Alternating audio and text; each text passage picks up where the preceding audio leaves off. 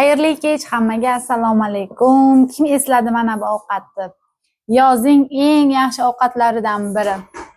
Bizda bu non bulama deb aytiladi bizning qishlog'imizda. Yomon ham yesim keldi non bulama. Srazim tayyorlab tashladim. O'zim aqlli kelinman-da. Bismillahirrohmanirrohim. Nimagadir bugun shu ovqatni yesim keldi. Meni eng yaxshi ko'rgan ovqatlarimdan biri. Lekin uyda piyoz qolmabdi.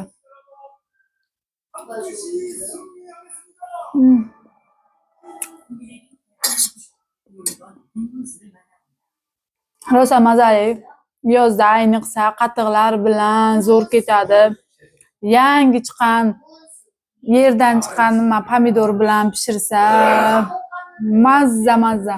Bitta o'zim yeb o'tiraman. Hammani birinchi ovqatlantirib, keyin o'zim xohlagan ovqatni pishirib yeb o'tiraman.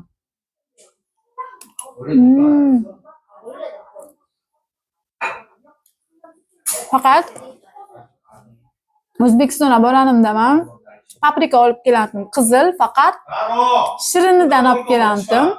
Shirini deb berdi. Men yeb ko'rmaganman. Shirinini deb berdi, lekin ovqatga solib ko'rdim. Haqiqatda shirin deb o'ylaman, lekin achchiq qalampir ekan. O'zi qalampiring uyda borsam, Koreyaning o'zida qalampir tiqilayotibdi, lekin aldab sotibdi-da o'sha odam. O'zbekistonga qaytib borsam, shu gapni aytaman o'ziga. Insofsiz ekan. Achchiq qalampiri shirin paprika deb beribdi.